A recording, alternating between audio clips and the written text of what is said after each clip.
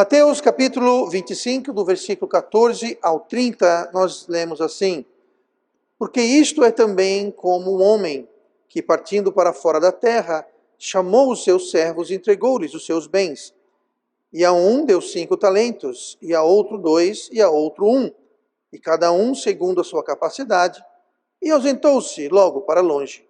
E tendo ele partido, o que recebera 5 talentos, negociou com eles e granjeou outros 5 talentos. Da mesma sorte, o que recebera 2, granjeou também outros 2.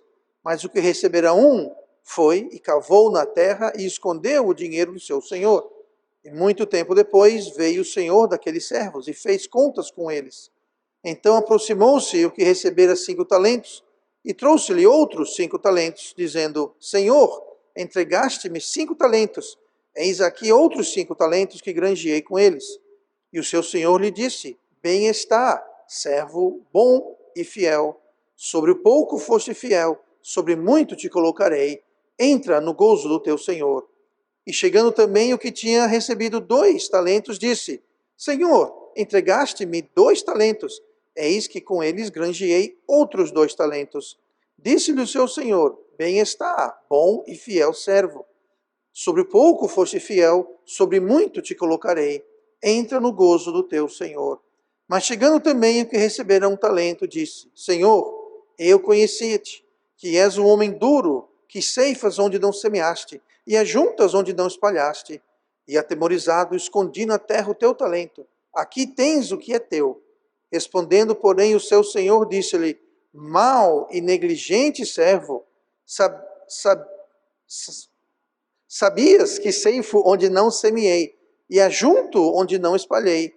Devias então ter dado o meu dinheiro aos banqueiros, e quando eu viesse, receberia o meu com os juros. Tirai-lhes, pois, o talento, e dai-o ao que tem os 10 talentos, porque a qualquer que tiver será dado, e terá em abundância, mas ao que não tiver, até o que tem ser-lhe-á tirado. Lançai, pois, o servo inútil nas trevas exteriores, ali haverá pranto e ranger de dentes. E estamos retornando então, continuando o nosso estudo sobre parábolas e histórias, e hoje nós vamos ver uma parábola.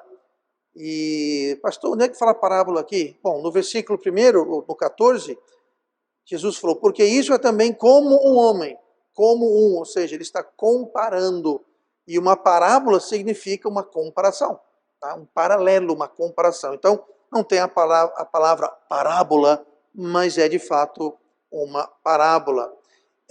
Muito bem, a história, a parábola toda, ela inclui no meio dela a questão de talentos. Antes de começar, talento na Bíblia, no Novo Testamento, era uma quantia monetária, uma moeda, real, dólar, ien, enfim. Era uma quantia financeira, uma quantia monetária. E nessa parábola, o talento simboliza algo, que nós vamos ver daqui a pouco, mas em mais detalhe, mas o talento, esse dinheiro, não quer dizer dinheiro, mas sim simboliza algo que é recebido de Deus. Pode ser uma aptidão, pode ser um talento específico, pode ser um dom espiritual, pode ser também salvação, ou pode ser vida. Então, é alguma coisa, tanto aptitudes, habilidades natural, dons espirituais, salvação e até a nossa vida física. Não estou falando sobre salvação, vida eterna, estou falando vida, tá? Se você está vivo, você tem o dom da vida, e esse dom da vida é dado de quem? De Deus. Então, esse talento representa alguma coisa recebida de Deus. Tá? Nossa vida, nossa salvação, aptidão, enfim. E pelo que nós podemos ver aqui, desses 3 personagens, esses 3 servos, o último deles, o terceiro servo, não era salvo. Isso fica abundantemente claro, porque no versículo 30 diz assim: Lançai, pois, o servo inútil nas trevas exteriores, ali haverá pranto e ranger de dentes. Bom, aí não tem muito o que discutir. Trevas, prantos, ranger de dentes, aí está falando sobre, se referindo sobre o inferno aqui, tá? Então, esse último aí não era salvo. Então, talento, como eu acabei de falar, não é necessariamente algo de cunho espiritual. Denotaria, que se fosse, denotaria então que até o que recebeu um talento, se aquele um talento é salvação, por exemplo, que não é, mas se só fosse algo espiritual, como um dom espiritual, também indicaria salvação, porque é impossível ter um dom espiritual sem salvação, assim como é impossível ter salvação e não ter um dom espiritual. Então, esse talento não quer dizer um dom espiritual apenas, ou salvação, tá? Para começar por isso. Então, o talento, ele denotaria algo vindo de Deus, mas não necessariamente a ver com salvação ou algo espiritual. Muitas interpretações erradas dessa parábola tendem a dizer que o talento significaria de algum modo salvação, ou simbolizaria a salvação. Bom, se fosse assim, então, abre a porta para a questão de salvação poder ser perdida. Fala que o talento foi tomado dele, e ele foi jogado no inferno, né, onde há pranto e ranger de dentes. Bom, se o talento é salvação e foi tomado dele e ele foi para o inferno, então quer dizer que ele era salvo e deixou de ser salvo. Só que nós sabemos claramente que a salvação não se perde, e a salvação não é por obras. Então não é porque o servo não granjeou, não aumentou, não multiplicou o talento que ele foi expulso, porque foi jogado no inferno. E claramente é isso aqui que está dizendo, que os outros dois receberam talentos e multiplicaram os talentos e, consequentemente, foram elogiados e receberam um elogio, e receberam comendação do seu senhor. E ele não, ele tinha um e até o que tinha foi tirado, como nós lemos. Então, não está falando sobre salvação. A verdade é que esse um talento do servo inútil está se referindo à vida física ou a um desejo de salvação. Por que, pastor, você fala isso? É o seguinte, todo ser humano que nasce, todo ser humano que existe, existiu ou vai existir, ele nasce, número um, com vida física, senão não nascia, convenhamos. Mas não só todo ser humano nasce com vida física, mas também todo ser humano nasce com desejo de salvação. Ele nasce com um anseio de buscar a Deus. O ser humano foi criado com um anseio, ele foi criado, alguém já explicou para mim assim muito tempo atrás, um exemplo que eu gostei muito, todo ser humano nasce e o seu coração tem um pedaço faltando, se fosse um buraco vazio. E aquele buraco é para ser preenchido por Deus. Então todo ser humano nasce com vida, senão não nascia, mas além da vida ele tem um anseio, um desejo de buscar a Deus. Onde a gente tira isso? João capítulo 1, versículo número 9, diz assim, falando sobre Jesus. Ali estava a luz verdadeira, que ilumina a todo o homem que vem ao mundo. Veja só, Cristo, aqui o objeto desse versículo aqui, se você ler o contexto, está falando sobre Cristo, sobre o verbo que se fez carne. Cristo ilumina todo o homem que vem a esse mundo. Então, ele ilumina o quê? Ele ilumina o índio, o chinês, o japonês, o indiano, o hindu, o budista, o muçulmano, o europeu, o norte-americano, o sul-americano, todo mundo. Ele ilumina o ateu, o agnóstico, ele ilumina todo mundo. A Bíblia diz que todo mundo que vem a esse mundo, todo homem que vem ao mundo, ele é iluminado.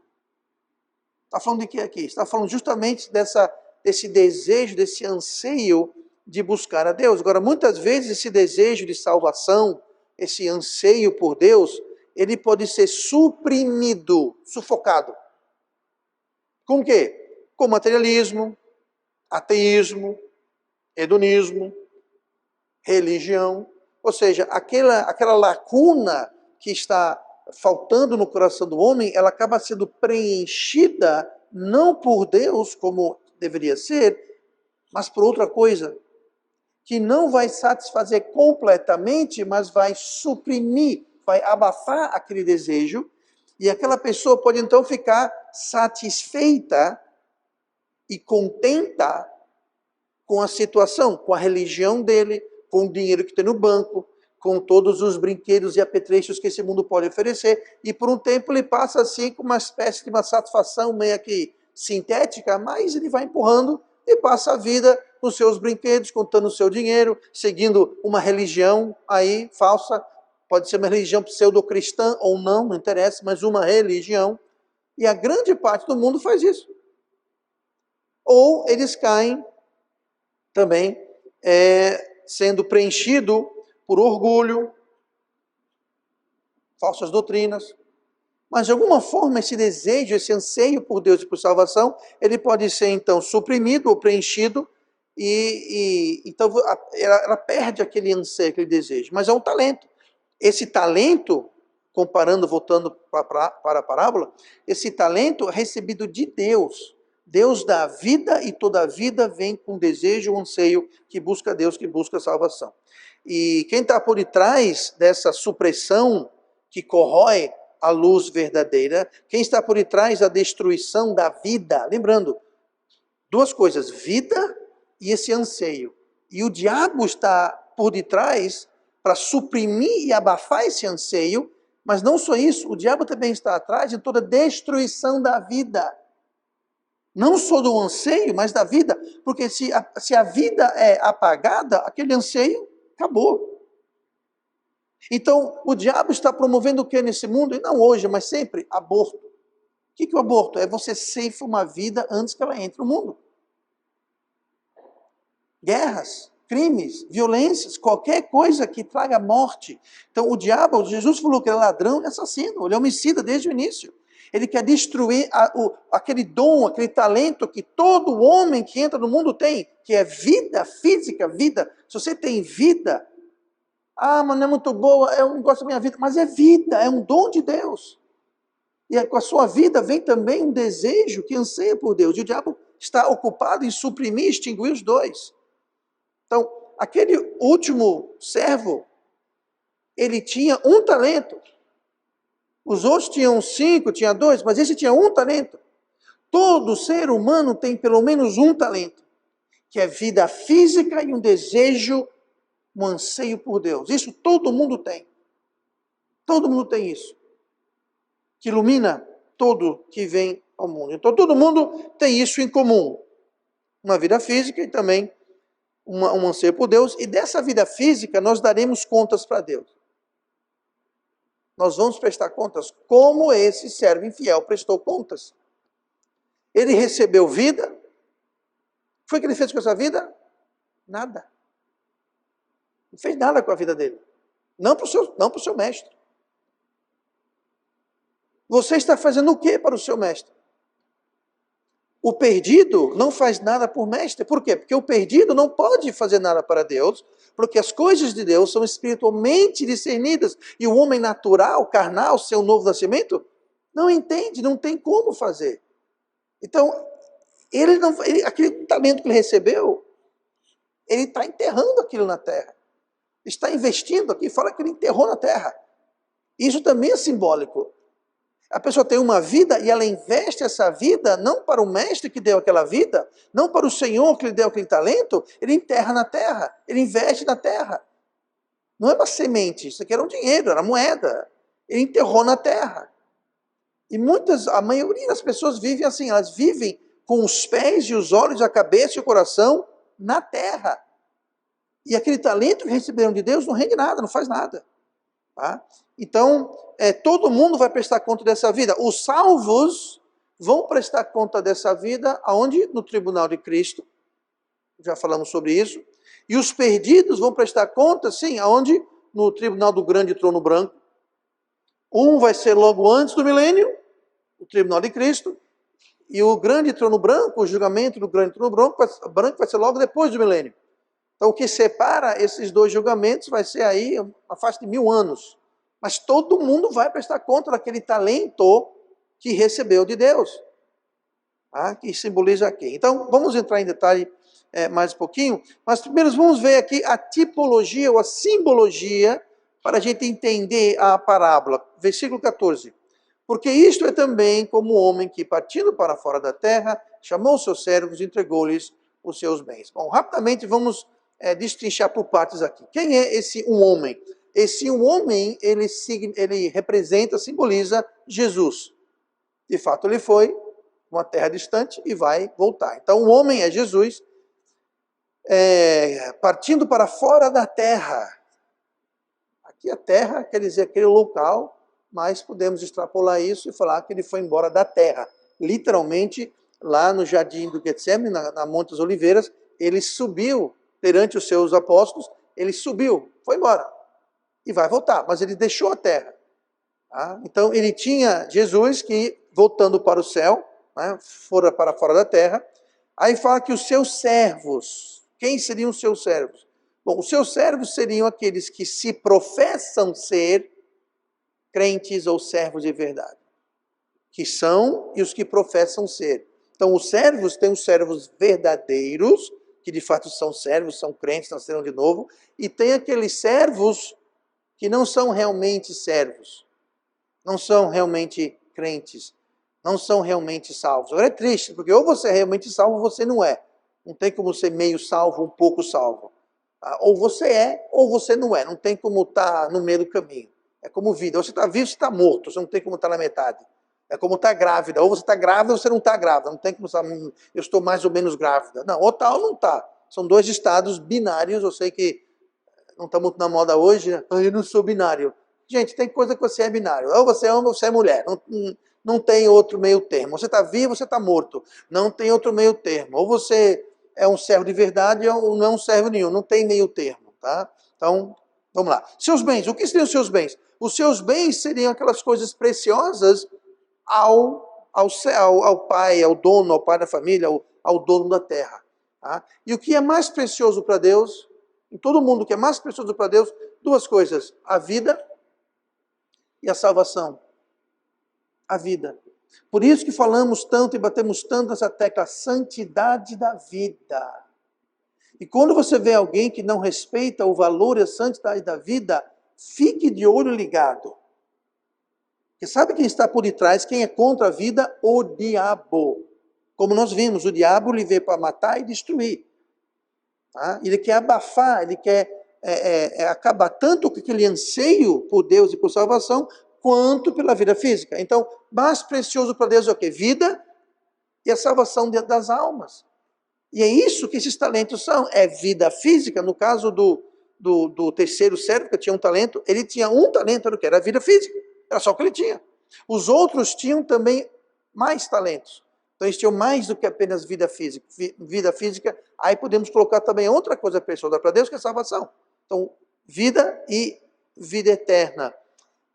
Aí fala, e fez contas com eles. Isso no versículo 19, fala que ele voltou, tá? Este homem foi para fora da terra, voltou e foi fazer contas com eles. Isso quer dizer o quê? Está falando sobre os julgamentos.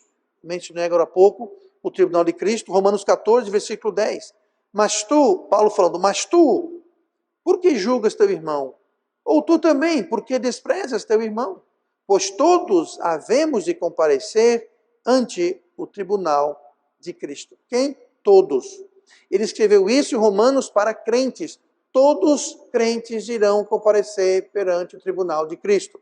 Também lá em 2 Coríntios, capítulo 5, o mesmo apóstolo Paulo escreve no versículo 10, porque todos devemos comparecer ante o tribunal de Cristo, para que cada um receba segundo o que tiver feito por meio do corpo, ou bem ou mal. Então veja, o tribunal de Cristo não é para julgar, como eu já falei muitas vezes antes, não é para julgar quem vai ou quem não vai para o céu, quem é salvo ou quem não é. Porque lá só vai ter salvo e dois, vai ser no céu. Vai ser no céu. Então, já está no céu, já está no céu. Então, aqui está falando sobre essa prestação de contas que nós vamos fazer. Os perdidos, como eu falei agora há pouco, está falando sobre o tribunal do grande trono branco. Você vai encontrar isso em Apocalipse 20, entre os versículos 11 e 15. Não vamos falar por uma questão de tempo, mas depois você pode ver a respeito do trono branco aí em Apocalipse 20 e versículos 11 ao 15. E, por último, ele fala sobre muito te colocarei. Fostes fiel sobre pouco, sobre muito te colocarei. O que quer dizer isso? Isso aqui está fazendo referência aos galardões eternos. No céu, as pessoas não vão ser iguais. Não vai ser todo mundo igual. Não pense que o céu vai ser um kibutz, uma comuna, um comunismo. É todo mundo igual. Não é isso que a Bíblia ensina. Haverá posições, haverá moradas, haverá um certo tipo de brilho. A Bíblia fala que quem ganha almas vai ter um brilho diferente, esse brilho eterno. Tá? Então, lá no céu, quando você vê alguém muito brilhante assim, você vai saber que aquela pessoa foi um ganhador de almas. E quem não tem brilho nenhum, bom, aquele ali não ganhou alma nenhuma. Mas a Bíblia fala sobre isso. Vão ter critérios, posições, cargos diferentes. Então, aqui, quando fala sobre muito te colocarei, é justamente o resultado do galardão, que é eterno. São os tesouros do céu que Jesus falou que devemos juntar. Juntar para vós tesouros dos céus, onde o ladrão não rouba, a traça não rói, o ferrugem não corrói. Pois é, lá não tem inflação, não tem ladrão, não tem confisco, não tem nada disso. Tá? É eterno. Então, isso é mais ou menos o esboço do significado da parábola. Lembrando que a parábola está ilustrando, dando um paralelo. Tá? É como o homem, etc. e tal. Então, vamos lá então aos 3 servos, onde a gente vê então aí outros ensinamentos muito importantes. O primeiro servo, vamos ver aqui no versículo 20, isso ele já tendo recebido seus talentos, o seu senhor partiu, e na volta do Senhor, a gente pega aqui a conversa no versículo 20.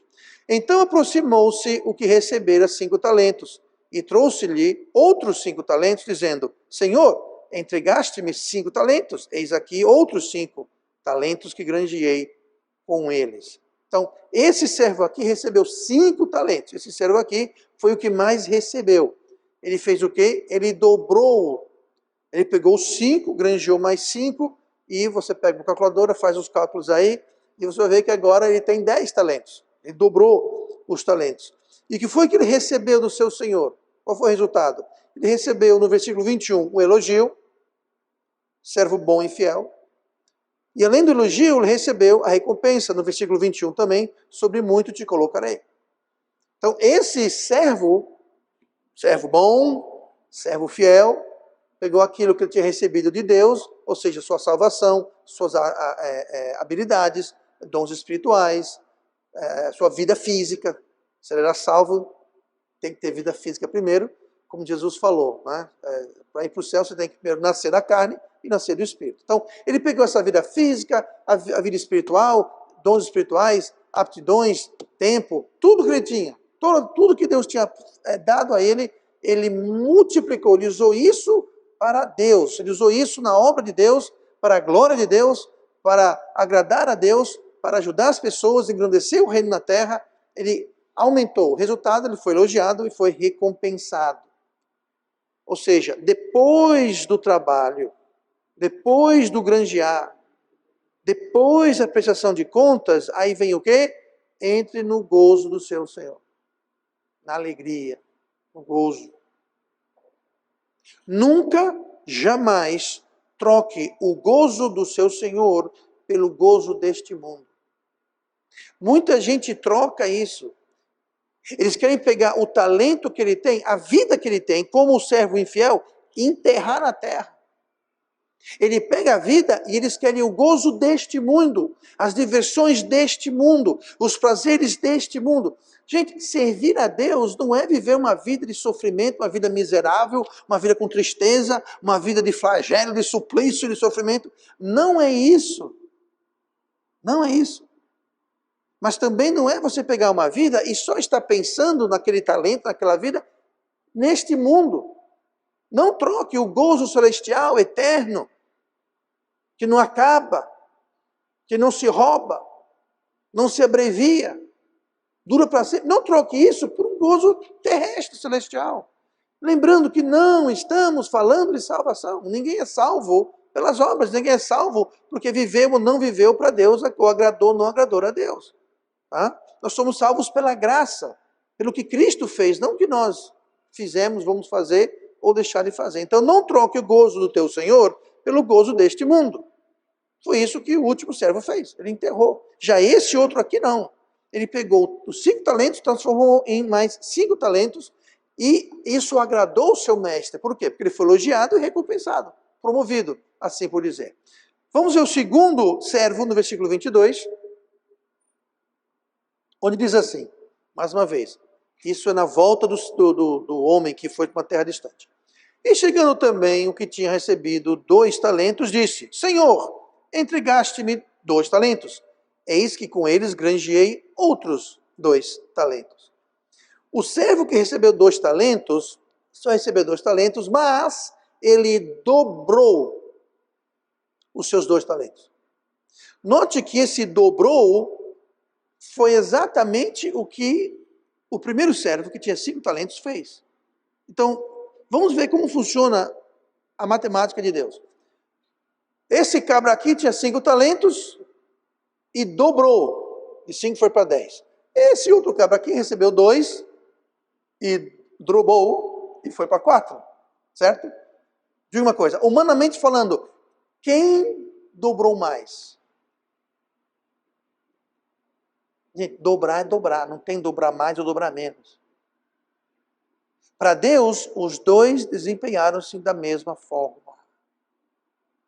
Como assim, pastor? Mas isso aqui teve 5 a mais, e esse só teve 2? Sim, mas os 2 dobraram. A quem muito é dado, muito será cobrado. Deus não espera que alguém com 2 talentos produza 5, por quê? Ele só tinha 2. Já o que tem 5, se produzir 2, ele está abaixo da expectativa. Gente, é como o dízimo. Qual é o dízimo maior? Eu ganho 100 reais por mês, aí o meu dízimo é quanto? 10 reais, pronto. Eu ganhei 100 reais esse mês, eu dizimei 10 reais. Já o outro irmão aqui ganhou 100 mil reais. O irmão ganha 100 mil reais, levanta a mão, por favor. Pois é, imagina aí. O meu dízimo é 10 mil reais. Uau! Quem queria dizimar 10 mil reais? Pois é, eu também. Mas veja só. Não, pastor, mas esse irmão aqui dizimou muito mais. Negativo. Os 2 dizimaram igual. Mas foi só 10 reais. Aqui é 10 mil. Os 2 dizimam. O dízimo é 10%. É a mesmíssima coisa. Então, aquele irmão que vem aqui com os 10 mil reais assim, ó. Pastor, eu vim trazer o meu dízimo. Olha como eu sou espiritual. Ah, vem irmãozinho aqui com 10 reais. Mesma espiritualidade. Eu digo mais, se o irmãozinho aqui chegar com 20 reais, já dobrou o que o irmão aqui fez. Mesma coisa aqui. Não, mas o que granjeou 5 fez mais do que granjeou 2. Não, eles fizeram exatamente o mesmo desempenho. Então Deus vai cobrar de acordo com o que Ele nos deu. Primeiro, vida, salvação, dons espirituais, aptidões, tempo, oportunidades, tudo isso vai ser colocado no jogo. Mas ambos receberam o quê? O segundo recebeu, no versículo 23, um elogio, servo bom e fiel, e uma recompensa, sobre muito te colocarei. Note que foi o mesmo elogio e a mesma recompensa. Por que será que foi o mesmo elogio e a mesma recompensa? Porque foi o mesmo desempenho, foi o mesmo resultado. Um era 5, um era 2, mas receberam igual. Sobre muito te colocarei. Porque Deus está vendo a fidelidade. E nós não seremos julgados pelos nossos resultados. Preste bem atenção. Nós não somos julgados pelos nossos resultados. Nós somos julgados pela nossa fidelidade. Nossa fidelidade. Então, ambos receberam o mesmo elogio, mesma recompensa. E se você comparar o versículo 21 e o 23, eles são basicamente a mesma coisa. Nós não estamos competindo ou sendo medidos um contra o outro irmão. Tá? Não vamos chegar lá e falar aqui, vem aqui, pastor Roberto, por favor, pastor Roberto, vem para cá, muito bem. O pastor Roberto vai ser a regra, vai ser a régua. Todo mundo vai ser julgado em relação a ele. Não. Senão todo mundo perde, né? Aí fica tudo para mim os galardões. Não, não é isso. Nós somos julgados de acordo com o nosso chamado.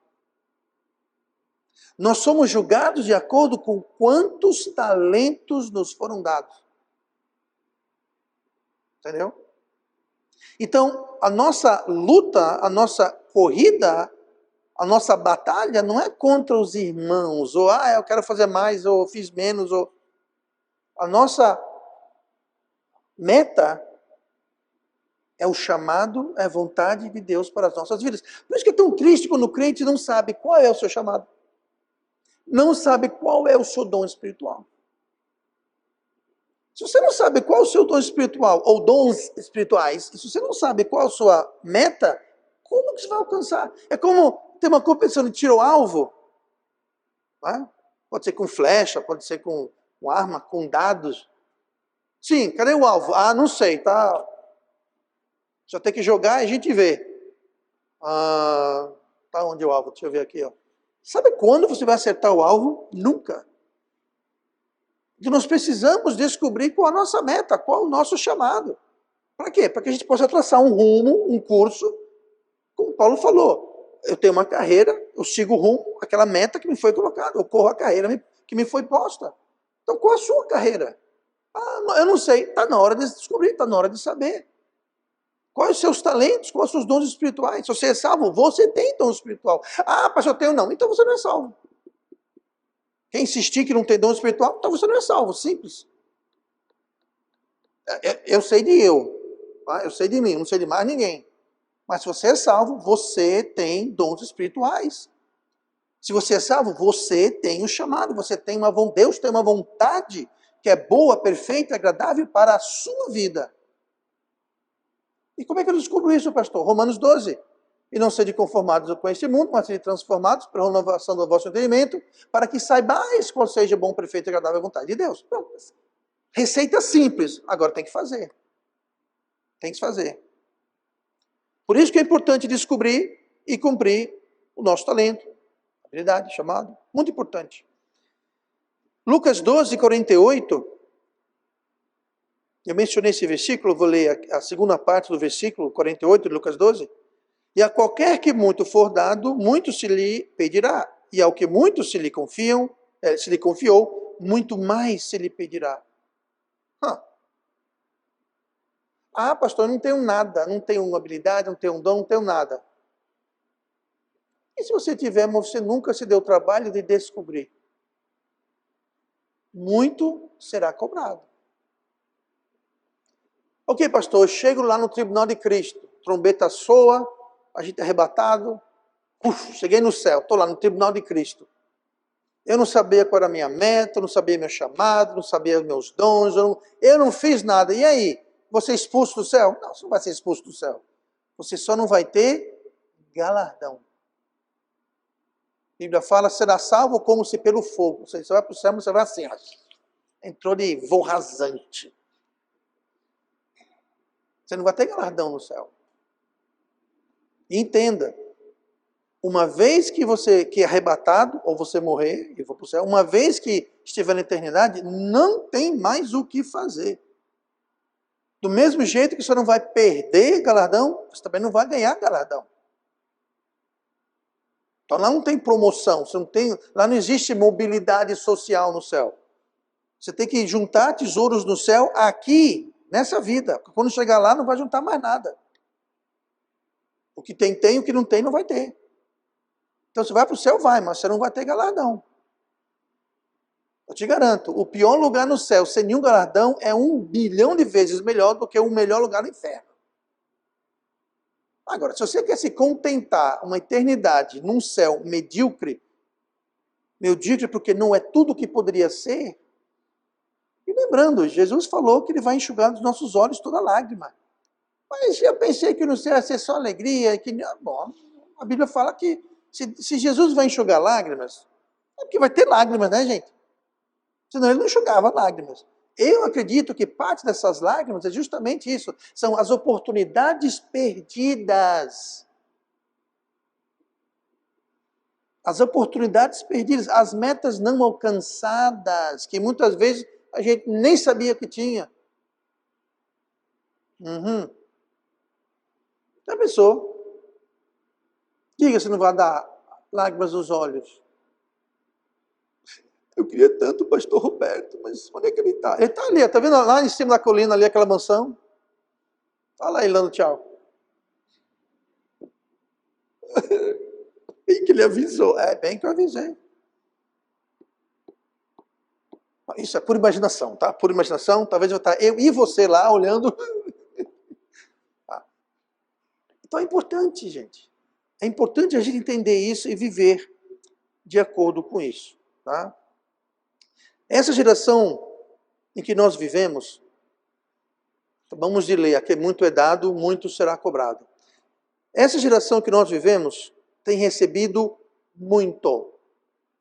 Deixa eu explicar o que eu quero dizer com isso.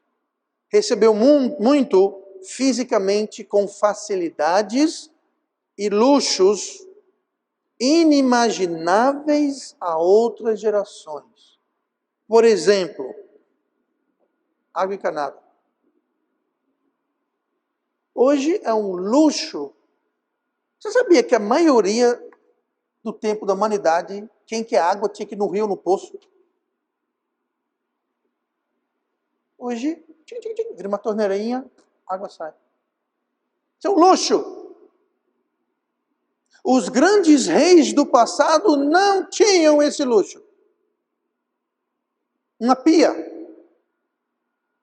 Quando você visita, eu já visitei muitos castelos lá nas Europa, você vê o quarto, no cantinho, isso nos palácios, estou falando de palácios. Os palácios. No cantinho do quarto tem uma mesa com uma bacia e um jarro de água. Para que aquilo? Era a sua pia, querido.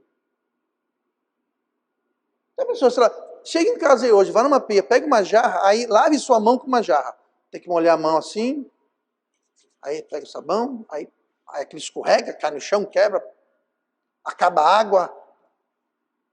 Acabou a água, pegue você, eu peguei outra vez. Aí você imagina o luxo que é ter água numa torneira, gente. Energia elétrica. Que coisa boa. Antes era candeeiro, lampião e vela. E não, iluminação assim não existia, gente. Para ter esse nível de iluminação, era tanta vela nesse mundo que só sendo o rei mesmo, e olha lá. Geladeira. Mas o que tem geladeira a ver com receber muito? É muito simples, imagine a sua vida sem geladeira. Cozinhou, tem que comer ou jogar fora, porque não vai durar, vai estragar. Tem que comprar hoje, colher hoje, porque senão estraga. Está vendo quanta facilidade, quanto tempo nos poupa esses luxos que hoje ninguém vê isso como luxo. Vê isso como direito e obrigação do Estado. Pois é, água encanada, luz, geladeira, fogão. Ah, pastor, já tá com graça. Ok. Vai cozinhar com lenha, com carvão. É uma delícia. Use pote de barro, me chama, delícia. Mas o fato é tão bom hoje, né? Você vai lá, gira uma coisinha, faz tique, sai um gás lá. Aí você cozinha, quando não quer mais, se apaga. Não tem que limpar, não tem fumaça, não tem que limpar cinzas. Eita, coisa boa. Ah, sabe o que é, pastor? Irmãs, dona de casa, irmãos também, que ajudam suas esposas, na verdade. Quanto tempo você gastaria? Ai, pastor, que não tenho tempo. Você vai no poço buscar água? Não. Você tem que fazer compra todo dia, cozinhar tudo. Você não pode fazer um arroz, um feijão e guardar para outro dia. Você não pode fazer uma compra para durar 2, 3, 4, mas não pode, porque vai estragar. Eles não tinham comida enlatada, não tinha comida empacotada, não tinha nada disso. Gente, a quantidade de facilidade e de tempo que isso nos traz. Mas tem mais. Transporte.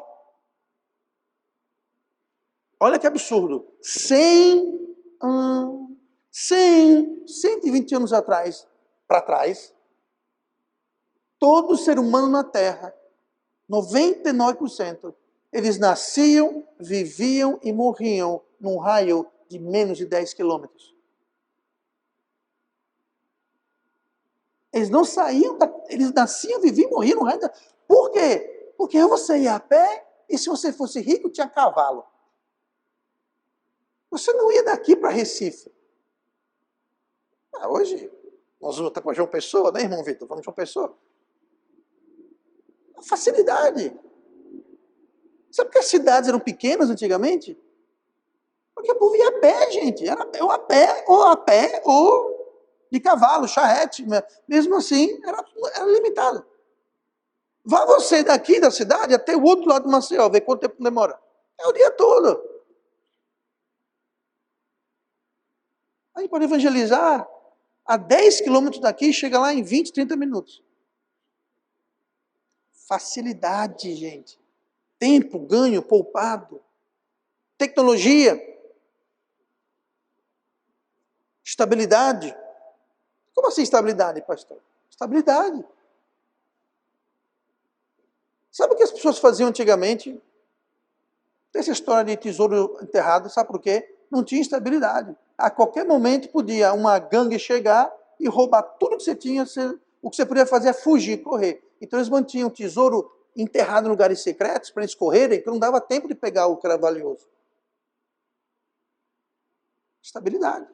Hoje nós temos um Estado de Direito, um pouquinho, às vezes, onde existem leis, onde existe ordem, estabilidade, existe política. A maioria do tempo da humanidade, a maioria dos nossos coabitantes nessa terra não tiveram esses luxos.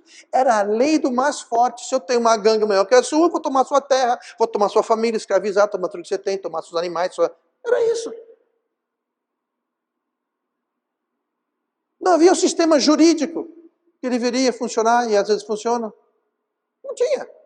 Era tudo na base do facão, da bala, do mais forte.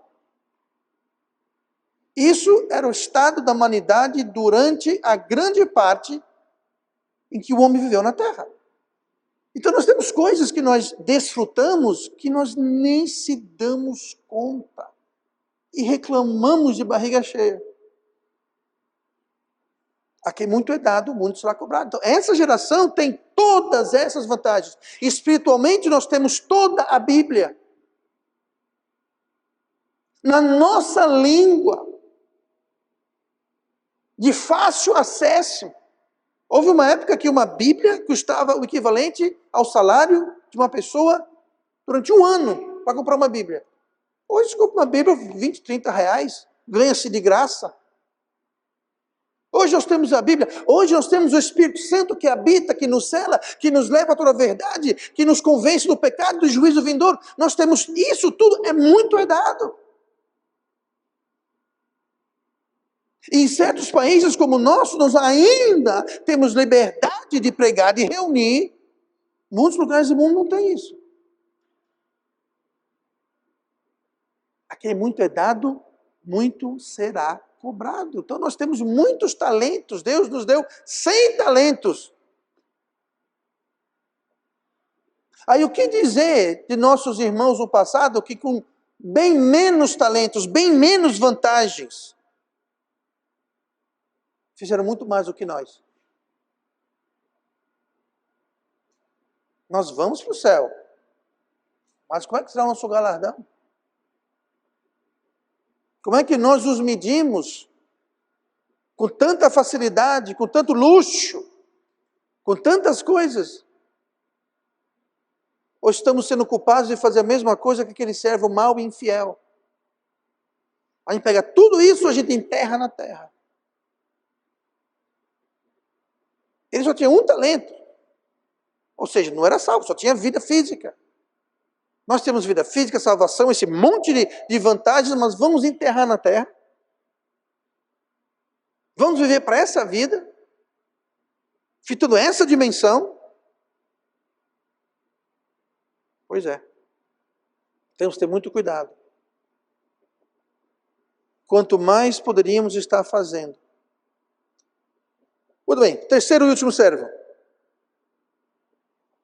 Versículo 24.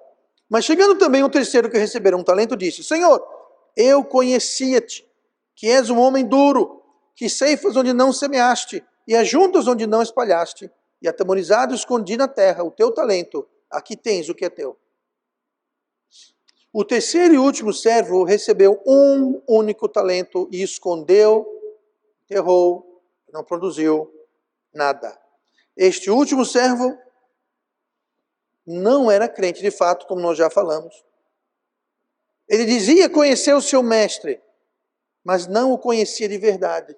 No versículo 24 ele fala, eu conhecia-te, ele falando, que és um homem duro. Se você acha que Jesus é um homem duro, você não o conhece. Porque na minha Bíblia, em Mateus 11, versículo 30, fala, porque o meu jugo é suave e o meu fardo é leve. Aprendei de mim que sou manso. Se a imagem que você tem de Jesus, de Deus, é de um ser duro e cruel, você não conhece o meu Jesus, o Deus da minha Bíblia. É outro, você está equivocado. 1 João 5,3. Porque este é o amor de Deus, que guardemos os seus mandamentos, e os seus mandamentos não são pesados. Então não venha me dizer que tu és um homem duro. Não, Jesus não é um homem duro, cruel, severo. Ele vai ser, quando voltar para julgar esse mundo, ele vai ser. Porque ele vem com cetro de ferro para fazer justiça. Ele professava ser crente, mas não conhecia Jesus. Como é que você é salvo se você não conhece o seu Salvador? Pois é. Mateus 7, 21. Eu já falei antes, mas esse é um trecho, é uma profecia, e é horripilante, ao meu entender. Versículo 21 de Mateus 7. Nem todo o que diz Senhor, Senhor, entrará no reino dos céus, mas aquele que faz a vontade de meu Pai, que está nos céus. Muitos me dirão naquele dia, Senhor, Senhor, não profetizamos nós em teu nome, e em teu nome não expulsamos demônios, e em teu nome não fizemos muitas maravilhas? E então lhes direi abertamente, nunca vos conheci, apartai-vos de mim, vós que praticais a iniquidade. Peraí, pastor. Essas pessoas faziam coisas, pois é, e estavam confiando nestas coisas.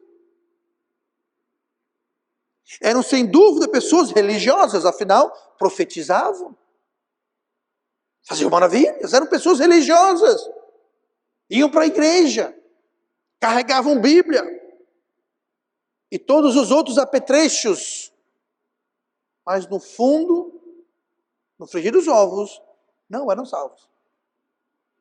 Porque estavam confiando naquilo que eles estavam fazendo. Jesus falou, apartai-vos de mim, não vos conheço.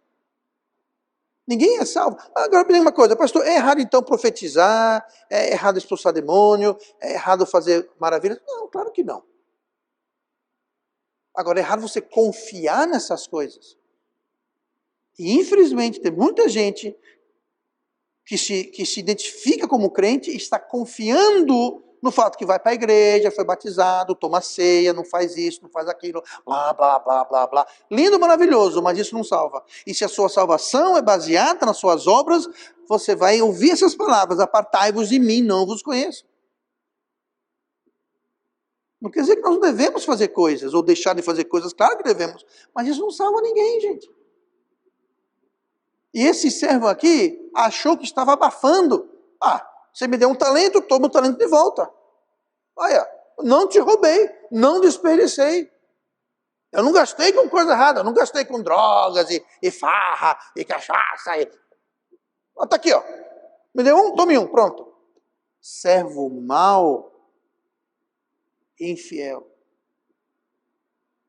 Uau. Mas Jesus, eu não roubei, eu tô aqui, ó. Pode ver, é o mesminho, eu enterrei, o guardei, está aqui. Pois é. Há quem use essa parábola para defender salvação por obras. Que é cômico, porque é justamente o contrário.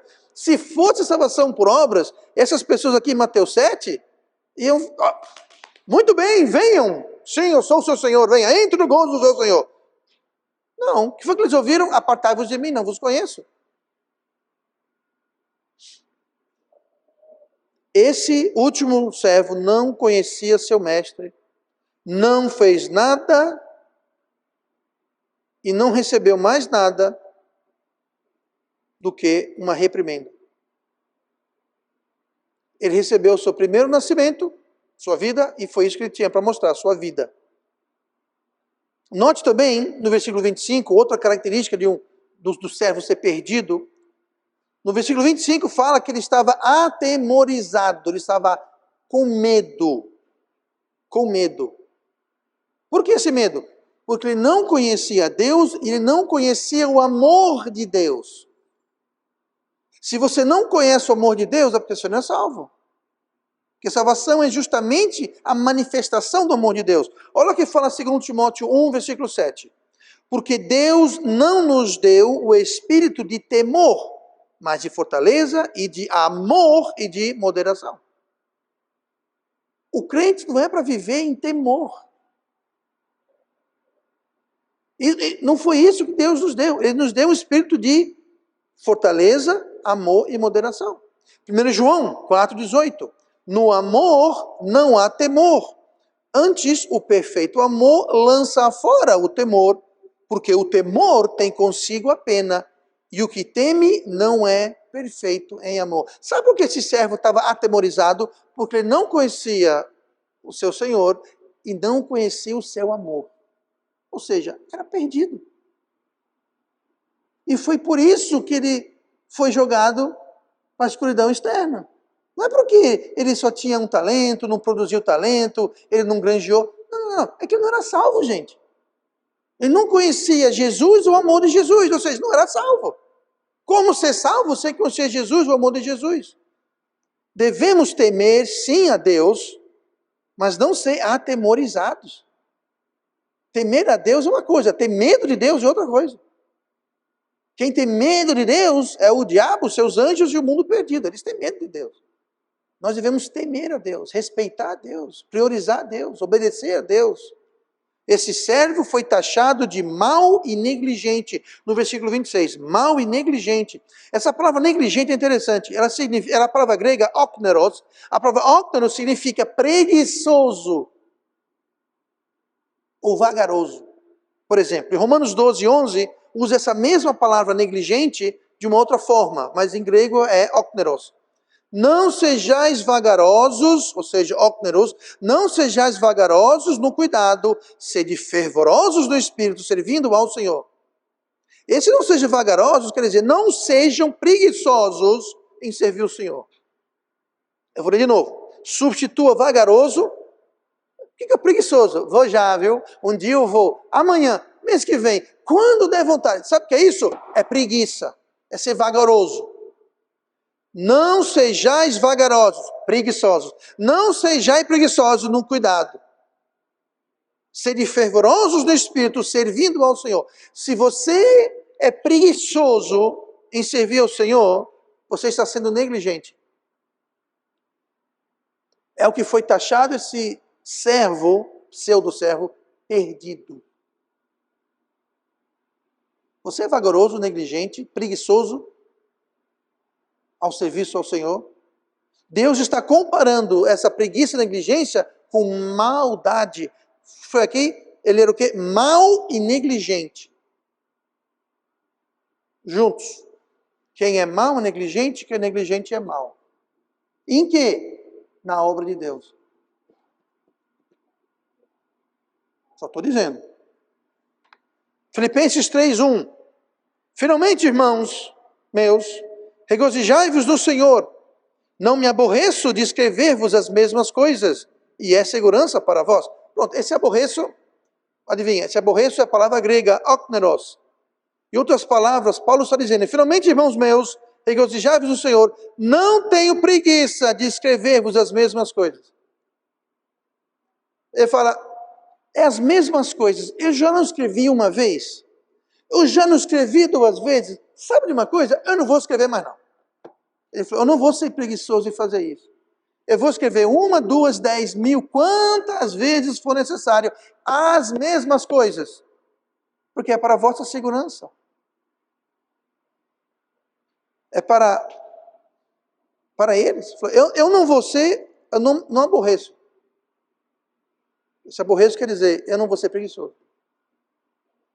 Quem aqui já ouviu este pastor falar, pregar a mesma coisa, às vezes o mesmo versículo várias vezes? Pois é. Já pensou se eu falasse assim? Eu já preguei sobre isso 2 anos atrás, inclusive está gravado, está no site, está em vídeo, está em áudio. Quem quiser vai e ouça. Pronto, não vou ouvir mais não. Quem quiser está tudo lá online, são dezenas, centenas, milhares de vídeos e áudios. Vão lá, quer ouvir, vão ouvir lá. Isso é preguiçoso da minha parte. Não, eu não vou ser preguiçoso em escrever, falar, pregar a mesma coisa. Por quê? Porque é para a vossa segurança. Mas note como o Espírito Santo aqui está juntando negligência, vagarosidade, preguiça com maldade. Maldade. E maldade não é um dom do Espírito, é um fruto da carne. Aliás, contrário. Não é um fruto do Espírito, é uma obra da carne. Maldade, preguiça, negligência é uma obra da carne. Mas benignidade é um fruto do Espírito. Então, esse servo foi para o inferno, onde vão todos os falsos crentes e servos. Versículo 30. Lançai, pois, o servo inútil nas trevas exteriores, ali haverá pranto e ranger de dentes. Resumindo rapidamente, todos nós temos algo a dar, a fazer, com os talentos que Deus nos deu. Uns recebem 5, uns recebem 2, outros recebem 1, mas todo mundo pode fazer alguma coisa. Todo pecador perdido pode ter o potencial de fazer alguma coisa. Eu um dia tinha 1 talento. Até o dia 20 de julho de 1991, eu tinha 1 talento a minha vida física. Só tinha 1 talento. Só 1. No dia 21 de julho de 1991, eu recebi um monte de talentos. Agora, o que eu vou fazer? O que eu fiz com esses talentos? Eu fiz aquilo que Deus tinha para eu fazer. E Deus não quer que você faça exatamente, necessariamente, o que Ele quer que eu faça. Cada um tem a sua tarefa, cada um tem a sua missão, cada um tem a sua corrida. E a minha corrida não é melhor ou maior do que a sua corrida. Porque a grandeza não vem da corrida, mas aquele que nos ordena a correr. É como o dízimo, é como os talentos. Não interessa se Deus quer que você seja um segundo Spurgeon, um segundo Moody, um segundo profeta Jeremias. Não interessa. Ou se Deus quer que você seja aquela viúvazinha que colocou 2 centavos na oferta. Ou seja, como Dorcas em Atos, que era costureira e fazia costura para os pobres e necessitados. Não interessa a obra, é tudo igual, porque é Deus que dá. Então, seja lá qual for a sua missão que Deus tem, é contra isso que nós vamos ser medidos. E não contra aquilo que outra pessoa fez ou deixou de fazer. Então, vamos correr nossa corrida, vamos para nossos talentos e vamos granjear talentos para o nosso Deus.